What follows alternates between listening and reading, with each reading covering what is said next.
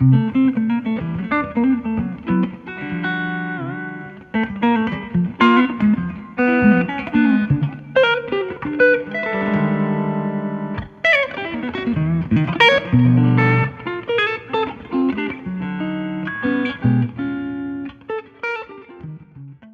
folks, Dan Lapel for New Focus Recordings. Excited to be joined by my friend Timucin Sahin. Got a great album coming out with his project Flow State on Friday on the Panoramic imprint. Funk Poems for Bird. How's it going, man? Great to see you. Well, Thanks, absolutely. thanks See for you. hopping on Zoom from Turkey. Glad we could work this out. Definitely my So, pleasure. okay, well, maybe the fact that this is the second Flow State release is a good place to start. And feel free to pepper what you're saying with copious info about all your many fascinating activities. Right. So maybe start with what flow state meant to me back in the day and what it's how it evolved to this particular music. Sure. And what Um, was the first album that got released under that sort of like concept? right. Yeah. So that was 2016. I had Corey Smythe in the band on that too. Tom Rain on drums and Christopher Tordini on bass. So I was still living in New York. It was the last recording I did as a like a citizen of New York a little bit. So it we recorded that in Brooklyn, and it had a lot of chamber music sensibility in it, tons of that, and also a lot of written material. And it's a little bit the first piano music that I had in mind, even it's very unpianistically written. And then in that regard, of course, Corey comes into the picture. You know, he takes any kind of complication and he's a master of turning it into a new musical possibility. So that music had room for freer developments, but there were a lot of written parts. So and also instrumentation was acoustic bass, Chris Tordini, and Tom Rainey, who actually um, his drumming, it's an incredibly wide range of. I mean, his palette is a lot. You know, he's a percussionist, or he's a little bit a piano player on the drums also. So the idea was like actually strings, like not keys, but the strings and the sticks, basically. You know, so uh, that kind of turned into something magnetic for me. I played with that band for a couple of years or months. I don't know. Some people came in and out, and that was great. We did that recording, um, and then I moved to Turkey 2018, and I started this. I started to teach in this university. This is my studio at Yaşar University in Izmir, and then basically I've been like teaching a lot of jazz. I've been revisiting. You probably know I'm a composer with a jazz background, but I also wrote a lot of true composed music. I'm active in both aisles. Um, but here I've been revisiting where I started a lot, and all throughout all these years, you know, Bird's music still kept me fascinating. So, and then I think after I moved here, uh, I I fly back and forth to New York until the pandemic. We did like duo things with Corey. Still kept my bands in New York, and then it was 2020. I had this thing in mind. Just I wanted to do something with Bird's music. Um, the point of departure could be an idea of a tune, or an inspirational quote, or a story, or his fascination about discovering new sounds. So it was not limited to his repertoire or his phrases or lick or etc. Actually, the most common denominator was also in the band flow. You know, I think flow is the glue that connects my music to Bird's music. So I wanted to see his music in more broader terms than harmony and melody or whatever, you know. So I think it's an intellectual necessity to really capture one's a creator's spirit and then really like make full use out of it. You know, I would uh, and and then it was the same. Uh, I think 219 and beginning of 220, I start playing with Reggie Washington. He lives in Brussels.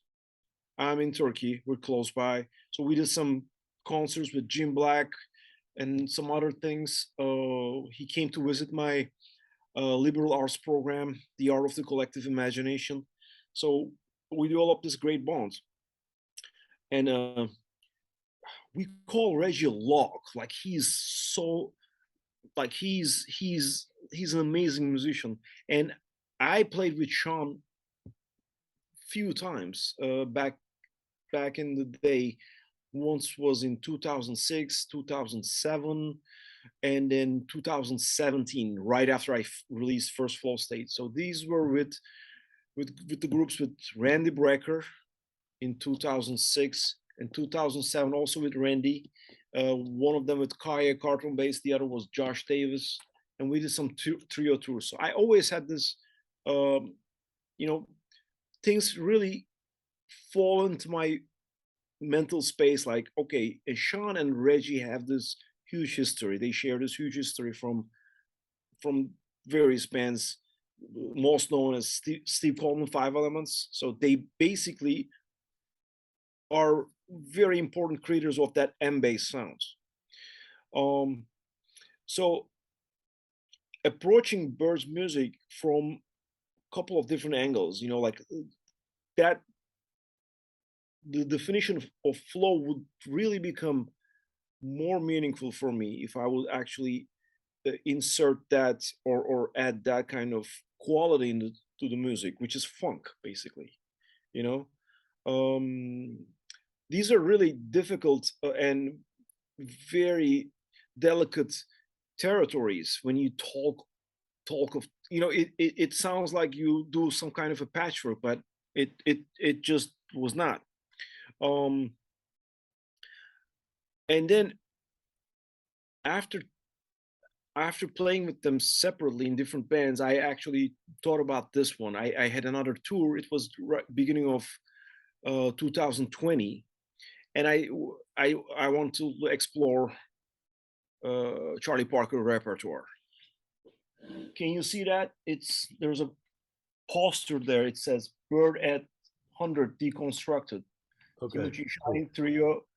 My name, Reggie, and Sean. So Okay.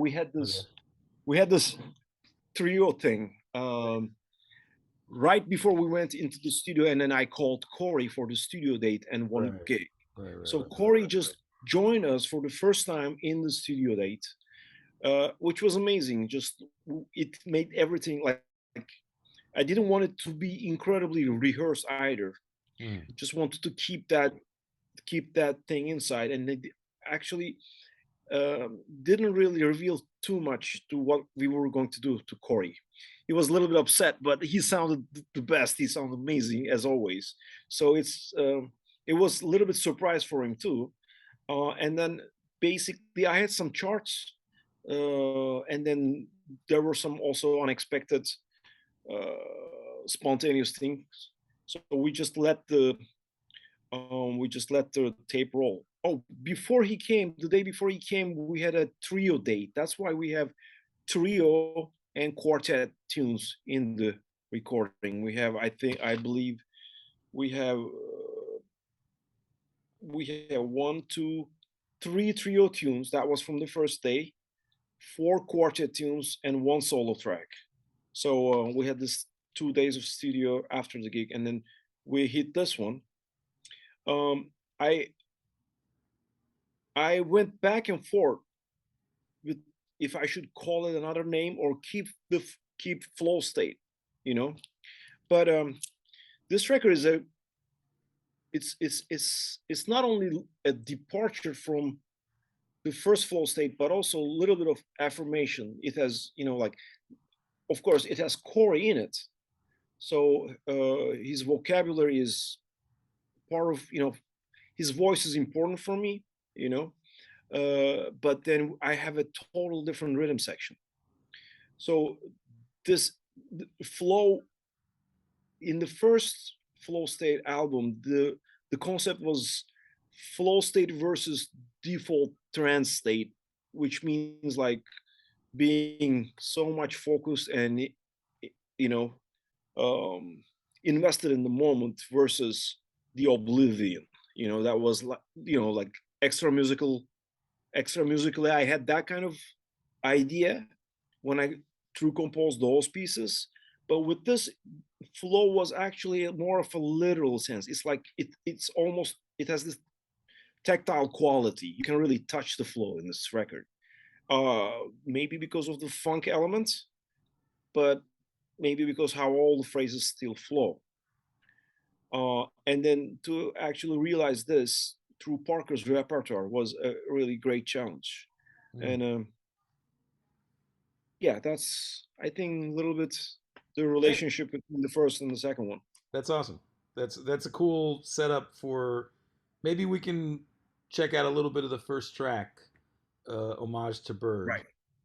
Yeah. uh, and you can we can just listen to a few different things and riff a bit more on uh, The homage. yeah, and how Bird's sort of musical persona shows up in various ways on the Okay. record. So we're hearing Timucin Sahin on guitar. Maybe you have your double neck there, right? Yeah, Maybe I after have, we listen, you could show because it's pretty well yeah, for those people who don't know right. what your instrument looks like. Yeah. Corey Smythe on piano, Reggie Washington on bass, and Sean Rickman on drums. This is a little bit of homage to Bird.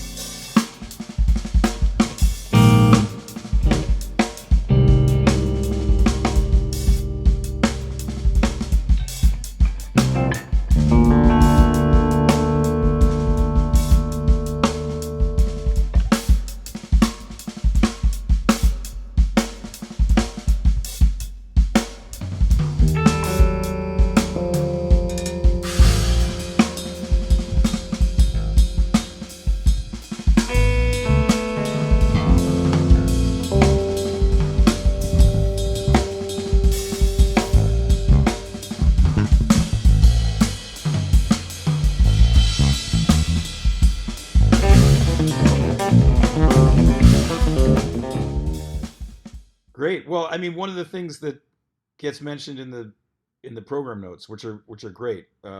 It's Martin Daughtry. Martin Daughtry. Yeah, I really enjoyed reading those. Um, is Bird's affinity or sort of interest in Varèse's music, right? Right. Right. Uh, and I think like this is sort of a I don't know. I feel like this is an important point for people to understand nowadays in the context of uh, sort of thinking about the repertoire, thinking about like systemic injustice in the repertoire, and but also understanding that there were a lot of prominent, amazing musicians of color in the jazz world who were very interested in contemporary music over sort of over the trajectory of the 20th century. Uh, Absolutely. and so the issue probably in some ways was baked into institutional norms, but the musicians, everybody was listening to everybody, right? Well, not everybody, but a lot of people were like, Berg was really into Varese. I think Braxton was really into Stockhausen. And people were so.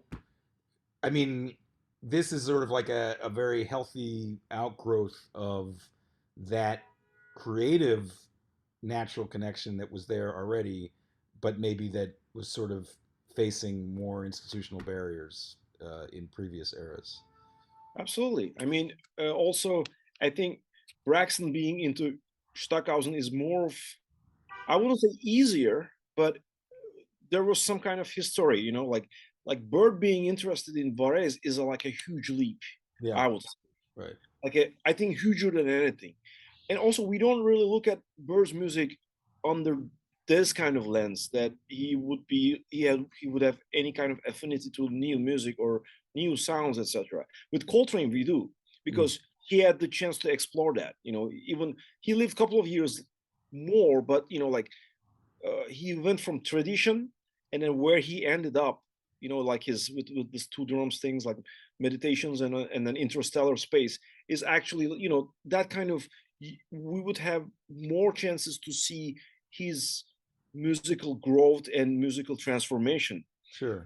With Burr, we did not see that. He died so young. Yeah, You know, yeah. of course, the thing he did with strings and some of the bootleg we had, like uh, there was one thing from Saint Nick's Club, that there was a, I forgot his name. There was a fan of him. He would just go and record him, just his solos.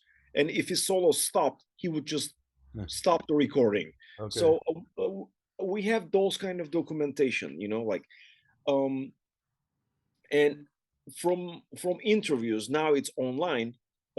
I think it was my friend Lauren Stillman, alto saxophone player. Yeah, yeah. He I know him. Yeah. Lauren, before those things were on YouTube, like Bird's interviews, he actually gave me as a present like his 4 hours long interview with my students at NYU. I was teaching there back then. We transcribe all those things, so I knew in and out. Like the things that he did with Dave Brubeck, for example. He was telling him that he wanted to study more complicated music. He wants to notate for more instruments. He's such a pure spirit. Like he he he still speaks very profound with using uh, like very pure language. I would say. He Sure. like you can see his affinity. And he says like there's this great French composer Edgar Varese. He accepted me as a pupil, like incredibly modest. He's talking about himself while everybody was like bombarding him with compliments in the studio. He said, "Oh, it's okay. I'm so happy that he would take me. I wanted to study." We know that he loves also Stravinsky's music. That's kind of a given, but um, and then also uh, Juarez also mentioned in one of his interviews that there's this young black saxophone player, very talented. He wants to study with me, and I'm very interested in how he plays.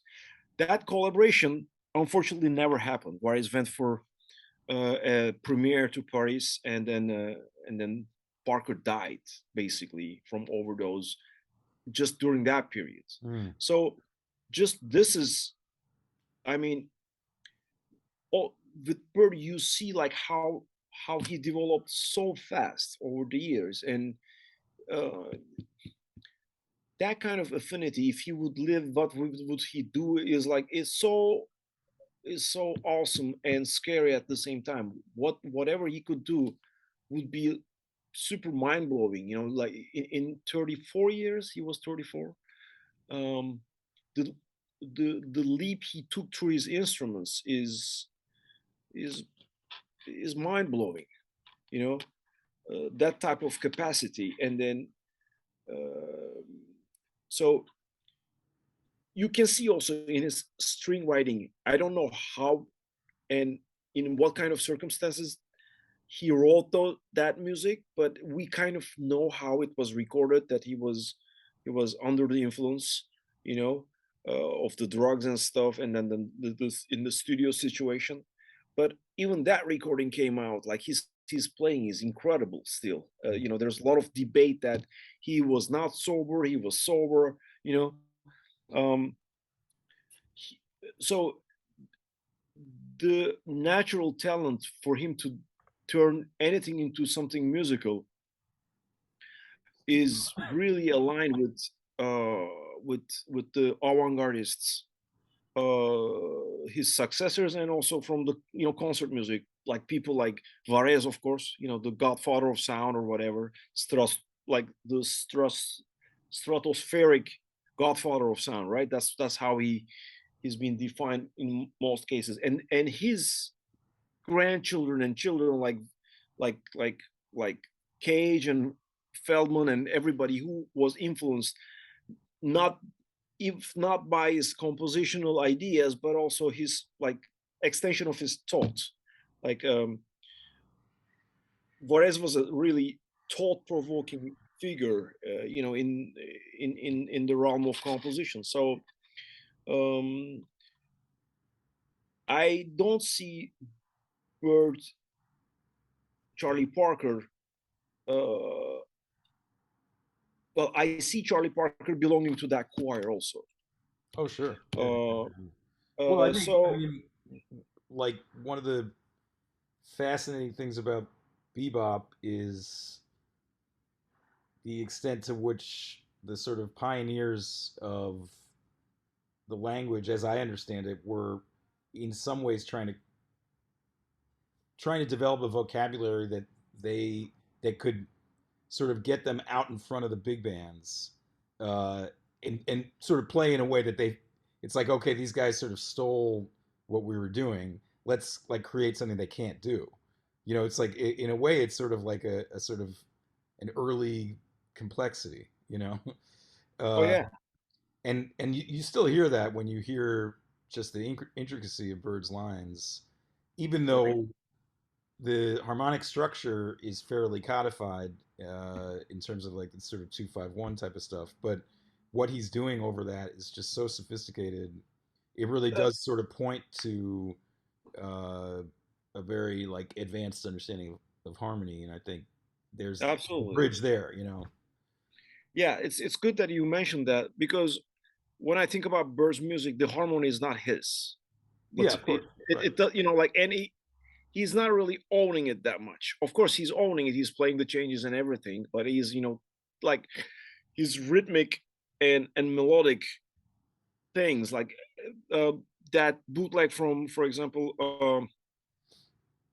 from that Saint Nick's recording, like he's playing ornithology, and I don't want to say it sounds like Density 2.1 or something, but you see that he was more experimental on the live performances with all these jumps and stuff. Uh-huh. Sometimes you feel like you're hearing young Eric Dolphy or something, like that. And then when he's on the bandstand with Dizzy Gillespie and anybody else, it's different. It's also um, with Dizzy and him, they kind of parted because of their character, but Dizzy ended up where he ended up. If Parker lived, he would go somewhere else for sure. Just his musical concerns were different. Even they kind of co-created the bebop language, I would Yeah, say. sure. Yeah. They were both virtuosic in that sense. Parker being little more on the top, I would, as many people would agree. But I mean, he's especially uniquely gifted and uniquely troubled figure of that era. Like but as Martin also said in the liner notes, he could hear more future in the past. So, and that's very valuable. That is more inspiring than, his sonic world is also incredibly inspiring enough. Then you can use that inspiration for a lifetime. But the fact that he could hear future in the past was, and then brought it actually to his present than anybody else in that time.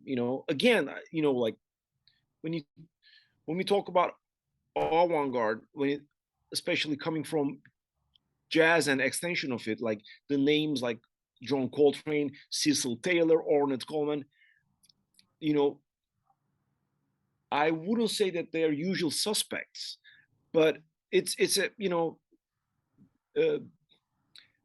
they definitely set the stage for us to be freer, the contemporary composers and improvisers. But I think uh, we did not pay enough homage to Bird in the for channeling us to a really creative path, basically. Mm. So I want to look his music in that realm. So if we play something not coming out from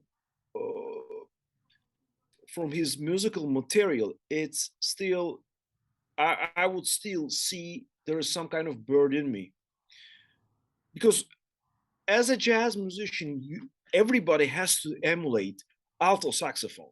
It's like a curse and a blessing. And that's because of Charlie Parker. He set a bar like that, and you cannot basically not do that.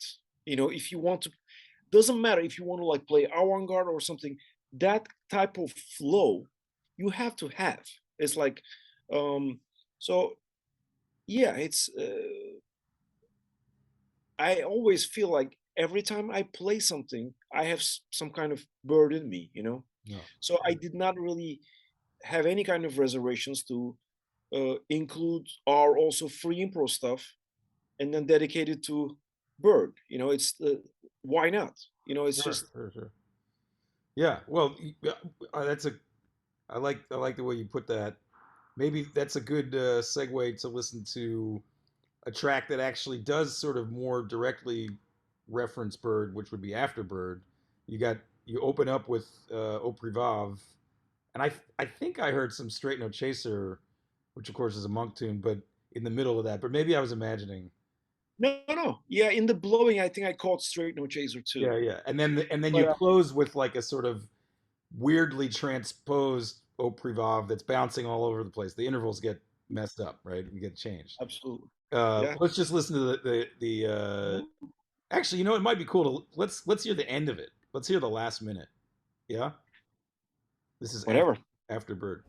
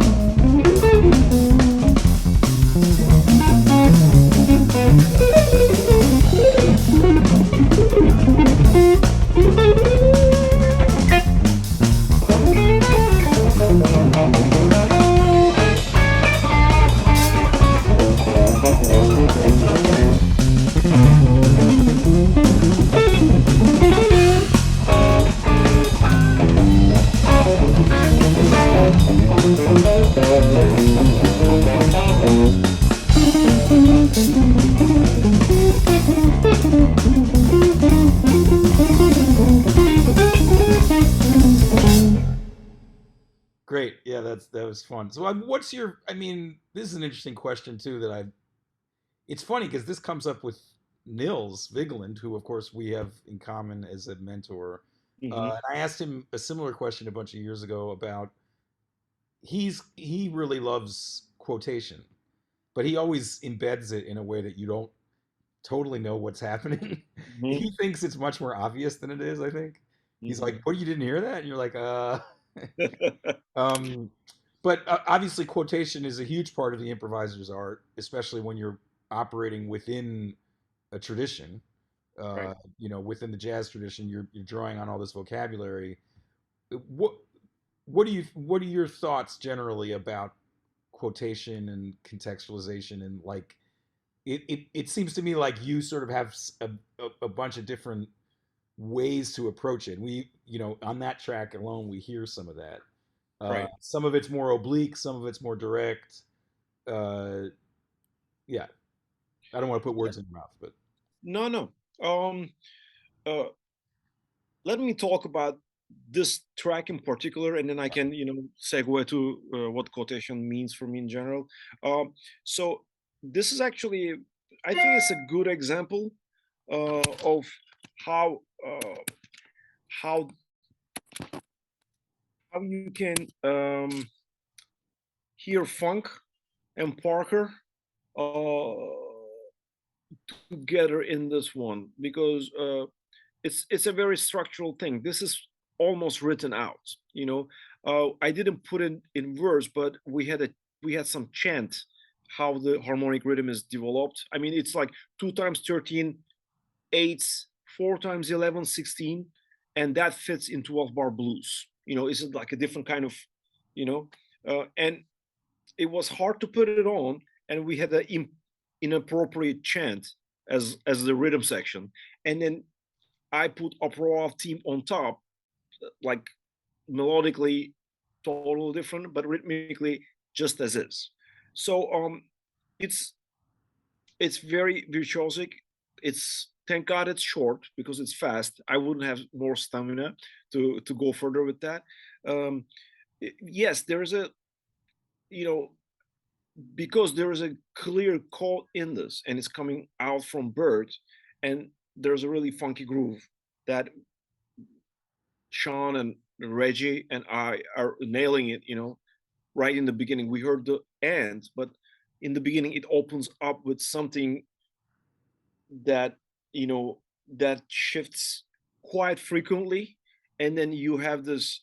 Um, it's like a car going to the highway and just goes just speeds up and then stops with it. It doesn't drive in city traffic, but you know. Um, so this is for me. This was one of the harder tunes to play because it comes directly from Bird, and then yeah, in the improvisation, I called Monk there because it's a Yeah. blues also, even Yeah. if Yeah. Yeah. Of course. Yeah. it's very abstract. And in general, your question included also what I think about chords in general in the music. Yeah. It depends how it's being made. Of course, Niels Vigeland, he's the master of it. You realize it or you don't realize it. I like that kind of ambiguity. You know, if if it's really like if it's homogeneous, in terms of like if is this that code he meant this or he meant that, or if it's like unpredictable, you know. Um, it's um, nowadays it's a little bit if you play a rhythm changes and give different kind of if it becomes super predictable, like any kind of musical material, it's just not going to be powerful. Yeah. So Right. yeah. Yeah. Got it. Cool. Well, so we should we pivot to one of the more a track that features some more of the free playing. You were sort of saying Yes. before that even when the material isn't discrete, it's not sort of super clear that you're drawing off bird material. There's still a sense of birdness that's Yeah. permeating things, and yeah, I'll be really frank with that. For example, let's go to Flow's vibe. I'm not going to force the idea that that piece is uh, directly inspired by Bird's like sonic material. It's sure, definitely not. yeah, right, of course, I think I made it clear. So yeah. I'm totally cool with having him all the way through the record. So let's hear this. Okay, great. Here's the first minute of Flo's Vibe, the full quartet track.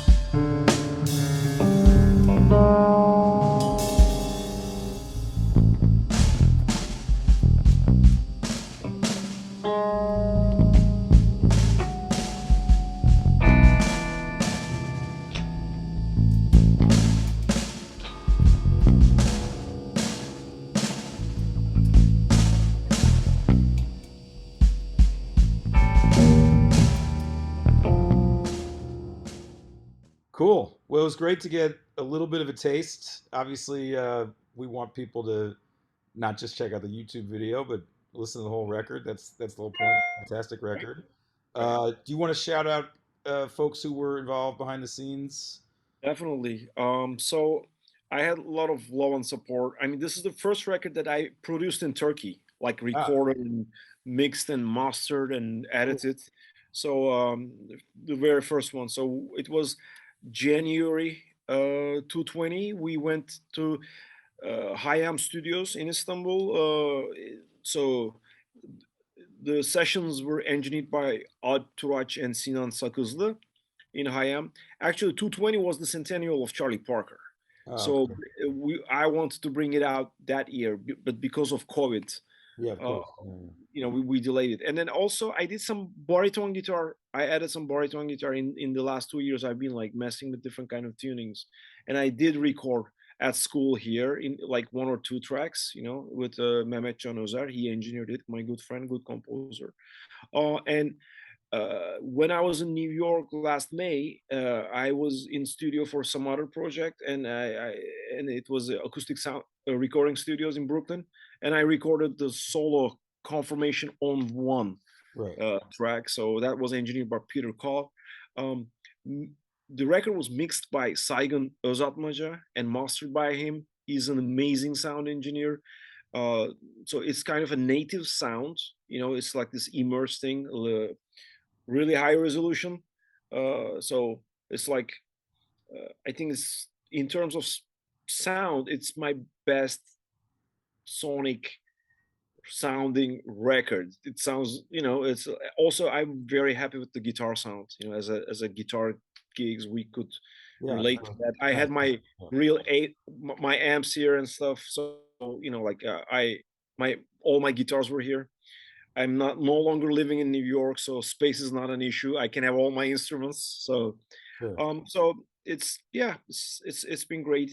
And thanks to you that we're putting this record out. Thanks to Kalan Music. Yes, Kalam Music. Yeah, We're and then I want to show you the physical copy also. I got them yeah, yeah. today, so it's really nice with So the. to clarify, this was a co-release with Turkish-based label Kalan Music.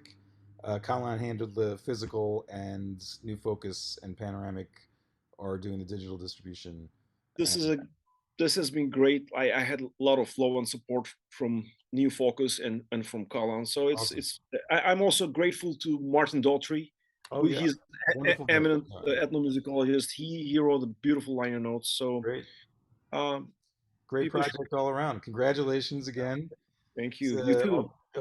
an honor to host it, and it's been really great to just listen and get to know it and be able to work together on this. So everybody out there, check out the record, Funk Poems for Bird. It comes out this Friday, November. We're at November already. It's nuts. November 4th, 2022, on the Panoramic imprint. And thanks again for joining. See everybody later. Take care. All right. Thank you.